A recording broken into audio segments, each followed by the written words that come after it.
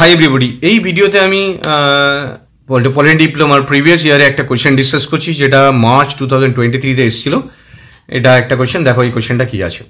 What do mean by MVC framework? MVC framework বলতে কি বোঝো? Explain each term. MVC each term explain করতে বলেছে, যেটা 3 মার্কস দিয়েছে। এটা কোয়েশ্চেনটা খুবই important question. Right down the steps of creating Django project and run it. কি করে রান করবে, এই স্টেপগুলো মনে রাখবে। তো এই কোয়েশ্চেনটা ডেফিনেটলি এইভাবেই আসতে পারে, এই কোয়েশ্চেনটা 8 মার্কসের। তো প্রথমে হচ্ছে MVC framework. Django support MVC pattern. Django MVC প্যাটার্নকে সাপোর্ট করে কিভাবে? ফুল ফর্ম কি? এমবিসি ফুল ফর্ম হচ্ছে model, view and controller. M for model, V for view, C for controller. MVC is a product development architecture, যেখানে product তৈরি করা যায়। It solve the traditional approach is drawback of code in one file. এটা কি করছে, একটা ফাইলে যে কোডটা আমি রাখি, সেই যে ড্রব্যাকটা ডিজেঙ্গো থ্রু দিয়ে এটা সলভ করা হয়েছে। এটা মেনলি প্রোডাক্ট ডেভেলপমেন্ট করে, যেমন অ্যাপ ডেভেলপমেন্ট, আদার ডেভেলপমেন্ট করার জন্য, ওয়েবসাইট ডেভেলপমেন্টে কাজে লাগে। তো তিনটে জিনিস হচ্ছে মডেল, কন্ট্রোলার আর ভিউ। তিনটে জায়গার মধ্যে জিনিসটা রেখে কাজটা হবে। একটা একদম ট্র্যাডিশনাল একটা ফাইলে রেখে সেই যে প্রবলেমটা হয় সেটার জন্য এটা ইমপ্রুভ ভার্সন করা হচ্ছে এমবিসি। তো এটা ফুল ফর্ম হচ্ছে মডেল, ভিউ অ্যান্ড কন্ট্রোলার। এবার দেখো পরের পাতাতে আবার বাকি প্রসেসিং এগোচ্ছি। আর্কিটেকচারটা দেখো, আর্কিটেকচারটা ভালো করে বোঝো। তো এখানে হচ্ছে মডেলটা, এটা ভিউ রেখেছি, এটা কন্ট্রোলার। এখানে আমি ইউজার, এখানে আমি ইউজ করছি ডিজেঙ্গোটাকে। তো ইউজার কি করছে, ইউজ করবে, ব্যবহার করবে ওয়েব অ্যাপটাকে বা ডেটা দেবে, গিভ ইনপুট, ইন্টারাক্ট করবে এখান থেকে এবং দেখবে। তো যখন ডেটা দেবে সেটা কন্ট্রোলারকে দেবে, এবং যেটা ব্যবহার করবে কন্ট্রোলার থেকে। আর যদি কোনো জিনিস দেখতে চাই, ইন্টারাক্ট করতে চাই, ভিউ থেকে। তো দুদিক থেকে দুটো অপশনস আমি এটা দিলাম। এটা ইউজ অ্যান্ড গিভস ইনপুট, কন্ট্রোলারকে দেবে। Interact and see, just see মানে দেখবে, যেটাতে কোনো রাইটের অপশন থাকছে না, তাহলে এটা হচ্ছে ভিউ। এবার ভিউ, তাহলে ভিউ এখানে মডেল, মডেলটা মেইন মডেলটা যেটা হচ্ছে ডেটাবেস বা আদার্স থিংয়ের সাথে কানেক্টেড থাকবে, যেখানে আমি অপারেশনগুলো ডেটা এখান থেকে নিতে পারি, স্টোর করতে পারি, অ্যাক্সেস করতে পারি। এই অপারেশনসগুলো ডেটাবেসের সাথে মডেলটা করবে, যেটা মেইনলি ডেটাবেসের সাথে অ্যাক্সেস করবে। এবার কি করবে, আমি অ্যাজ এ ইউজার ভিউকে বললাম, ভিউ সেটা মডেলকে ইন্টারাক্ট করলো, মডেল ভিউকে দিল ডাইরেক্টলি, এবং সেই মডেলটা ডেটাবেসের সাথে কানেক্টেড, মানে আমি ডাইরেক্টলি এখানে পাচ্ছি না, ভিউ এর থ্রু দিয়ে এখান থেকে অ্যাক্সেস করছি। এটা কি করছে, inform view to change when update.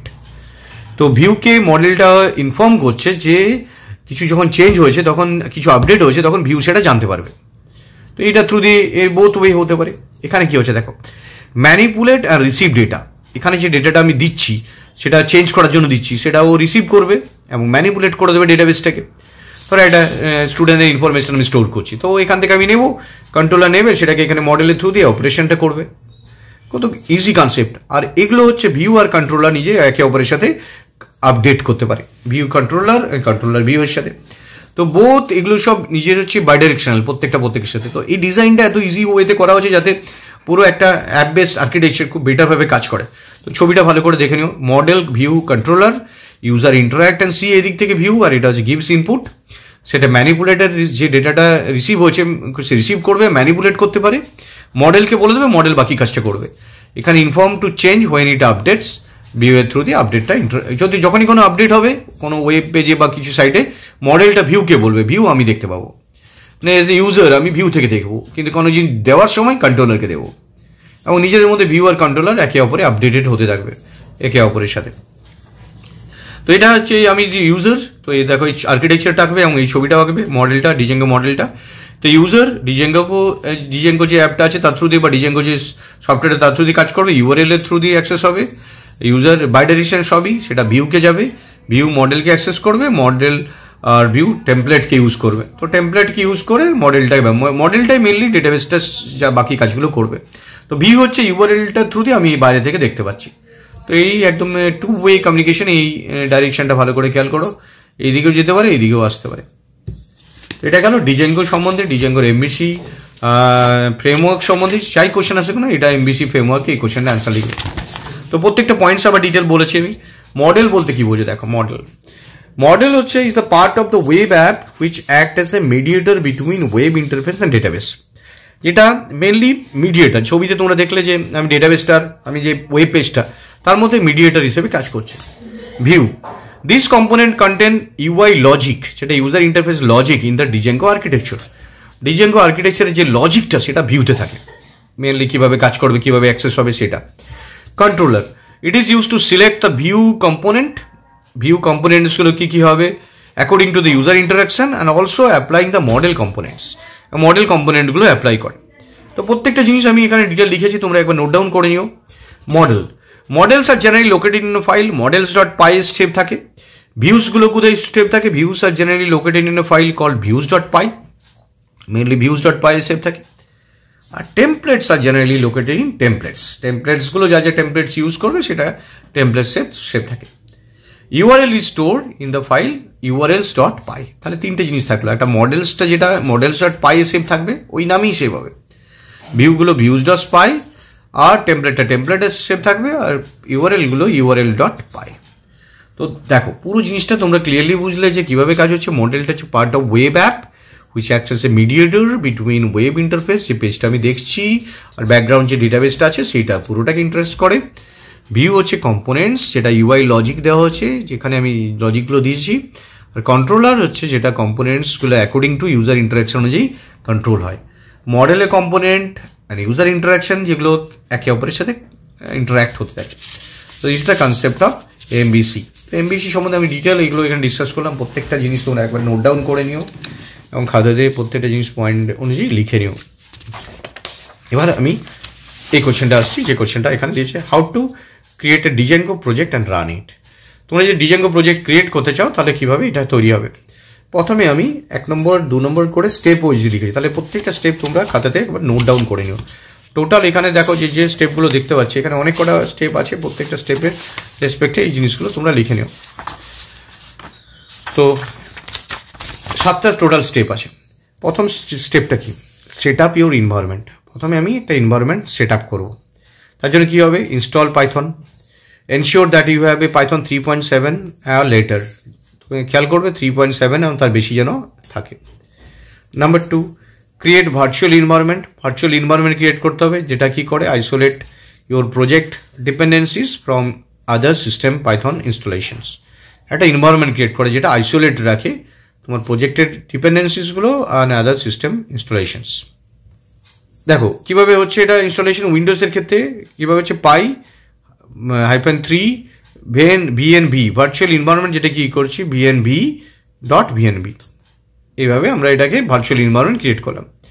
এবার কি হবে, অ্যাক্টিভেট করতে হবে। অ্যাক্টিভেট করতে গেলে কি হবে, উইন্ডোজে .vnv/script/activate, তো এটা অ্যাক্টিভেট হয়ে যাবে। তাহলে এখানে প্রথমে আমি যখনই ডিজেঙ্গো ক্রিয়েট করবো, প্রথমে ইনস্টল করবো পাইথনটাকে, তারপর ভার্চুয়াল এনভায়রনমেন্ট ক্রিয়েট করে অ্যাক্টিভেট করবো। তো আমি ডিজেঙ্গো নিয়ে একটা কিভাবে তোমাদের কাজ করে তার একটা ভিডিও আমি পরে ডিটেল দেবো। আমি এখানে জাস্ট তোমাদের পরীক্ষায় কীভাবে লিখবে তার অ্যান্সারটা এখানে স্টেপ বাই স্টেপ বলছি। Number 2, install Django. এবার তো ডিজেঙ্গো ইনস্টল করবো, এনভায়রনমেন্ট ক্রিয়েট হয়ে গেছে, তাহলে ইনস্টল করতে হলে পিপ দিয়ে ইনস্টল করতে হবে, পিপ ইনস্টল ডিজেঙ্গো। যখন পিপ দিয়ে ইনস্টল করলে সেটা হচ্ছে প্যাকেজ ইনস্টলার, তার প্যাকেজ প্রেফার্ড ইনস্টলার যেটা, সেটা দিয়ে ইনস্টল করলে তার ডিজেঙ্গো ইনস্টল হলো। এবার প্রজেক্টটা তৈরি হবে, ক্রিয়েট এ ডিজেঙ্গো প্রজেক্ট। একদম এই স্টেপগুলো খাতায় নোট ডাউন করে নিও তোমরা যখন ভিডিওটা দেখছো। ডিজেঙ্গো -admin স্টার্ট প্রজেক্ট এবং প্রজেক্টের নাম দিয়ে দেবে, তাহলে একটা প্রজেক্ট ক্রিয়েট করলে। প্রজেক্টটা যে খুশি নাম দিতে পারো, এখানে আমি দিয়েছি মাই প্রজেক্ট, আমি প্রজেক্টের অ্যাডমিন, তো স্টার্ট প্রজেক্ট মাই প্রজেক্ট, এই প্রজেক্টের নাম হয়ে গেল স্টার্ট প্রজেক্ট। এবার আমি 4 নম্বর স্টেপে আসছি। তো এখানে লেন্থি স্টেপ আছে, প্রত্যেকটা স্টেপ এক একটা করে কাজ করে। Step 4, start the development server. এবার সার্ভারটাকে আমি স্টার্ট করবো, যে সার্ভার থেকে এক্সিকিউট হবে। Navigate the my project directory and run the Python manage.py server. তো প্রথমে প্রজেক্টের ডাইরেক্টরিতে গেলাম এবং রান করলাম কি করে, পাইথন manage.py রান সার্ভার। তো এই কোডটা দিলে আমি সার্ভারটা রান হয়ে যাবে। This start the development server on, এটা সার্ভার লোকেশন আছে যেটা http:/localhost:8000। তো এই সার্ভারটা অন হয়ে যাবে। তারপর কি করলাম, পাইথন manage.py রান সার্ভার, তাহলে সার্ভারটা অ্যাক্টিভেটেড হয়ে গেল। এবার অ্যাপটা ক্রিয়েট করলাম 5 নম্বরে। তাহলে প্রজেক্টের মধ্যে অ্যাপটা ক্রিয়েট করছি। Django project are organize into apps, you can create an app for each features of your project. এবার তুমি তোমার মতো করে অ্যাপটা তৈরি করো। Python manage.py start app XYZ, যেরকম ওখানে করেছিলে স্টার্ট প্রজেক্ট, এখানে আমি পাইথন manage.py, তারপর এই কমান্ডটা দেওয়ার পর এখানে প্রজেক্ট অ্যাপটা নাম দিলাম XYZ। এই অ্যাপটা তুমি ধর গেম নাম দিলে গেম দিনা হয়ে যাবে। This create a directory name XYZ with file for your app. ওই অ্যাপের জন্য যা যে ফাইল দরকার সেটা XYZ ডাইরেক্টরিতে সেভ হবে। তার মানে এই অ্যাপটার নামও তৈরি হয়ে গেল, যেটা নাম দিয়েছে XYZ এখানে। 5 নম্বর স্টেপটা কমপ্লিট হয়ে গেল। 6 নম্বর স্টেপটা দেখো। 6 নম্বর কনফিগার দ্য অ্যাপ। এবার অ্যাপটাকে কনফিগার করতে হবে। এডিট মাই প্রজেক্ট, সেটিংয়ে যাবে, my project /setting, your app installed app list. ওখানে তুমি দেখতে পারবে ওই ইনস্টল অ্যাপের লিস্টে তোমার নামটা আছে অ্যাপটা। ওখানে create modules, views and template for your app. ওখানে তুমি মডেল তৈরি করো, ভিউ তৈরি করো, টেমপ্লেট তৈরি করো তোমার অ্যাপের।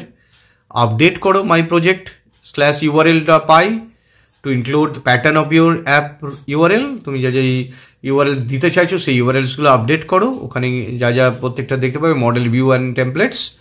এবং ফাইনালি রিস্টার্ট দ্য ডেভেলপমেন্ট সার্ভারটাকে রান করাও এবং তুমি তোমার অ্যাপটাকে URL-এ দেখতে পাবে। যে URL-টা অলরেডি অন আছে সেই URL-এ দেখতে পাবে। সার্ভারটা অন আছে http://localhost 8000/xyz, যেটা আমি নাম দিলাম প্রজেক্টটার, অ্যাপটার নাম দিলাম XYZ সেটার মধ্যে। তার মানে কি প্রথমে প্রজেক্ট, তার মধ্যে অ্যাপ। তো অ্যাপের মধ্যে যে ফিচার্সগুলো আছে মডেল, ভিউ, টেমপ্লেট, সেগুলো URL, সেগুলো তুমি কনফিগার করতে হবে, সেই অনুযায়ী কাজ হবে এবং অ্যাক্সেস হবে। তো এই 7টা স্টেপ। তো এটাকে আমি আরেকবার রিপিট করে দিচ্ছি, তোমাদের বোঝার সুবিধা হবে। দেখো, প্রথমে আমি সেট আপ এনভায়রনমেন্ট করলাম, পাইথন ইনস্টল করলাম, ভার্চুয়াল এনভায়রনমেন্ট ক্রিয়েট করলাম, অ্যাক্টিভেট করলাম। এটা না হলে হবে না। নেক্সট হচ্ছে ডিজেঙ্গো PIB ইনস্টল করলাম, তারপর ডিজেঙ্গো প্রজেক্টটাকে স্টার্ট করলাম, যে প্রজেক্টটা দিয়ে কমান্ডটা দিয়ে স্টার্ট হলো প্রজেক্টটা। তারপর প্রজেক্টটা স্টার্ট হওয়ার সঙ্গে সঙ্গে এবার আমি চলে আসবো, আমি সার্ভারটাকে স্টার্ট করবো। তো সার্ভারটা রিমোটলি অ্যাক্সেস করবো, ম্যানেজ করে নেবো। এই তাহলে ম্যানেজ এটা লিখলে রান করলে সার্ভারটা অ্যাক্টিভেট হয়ে থাকবে। এবার অ্যাপটা তৈরি করবো, অ্যাপটাকে নাম দেবো managed.py স্টার্ট অ্যাপটা নাম দিলাম। তাহলে ওই ডাইরেক্টরিতে অ্যাপেরটা তৈরি হবে এবং সেই অ্যাপের মধ্যে এবার আমি URL, মডেল বা আদার্স থিংগুলো, ভিউসগুলোকে বানাবো, যেটা কনফিগার করবো। ফাইনালি রান করাবো, রিস্টার্ট করবো। এবং রিস্টার্ট করে দেখবে এটা অ্যাপটা তোমার ভিজিবল হয়ে গেছে সার্ভারে। তো this are the steps of creating Django project and run it.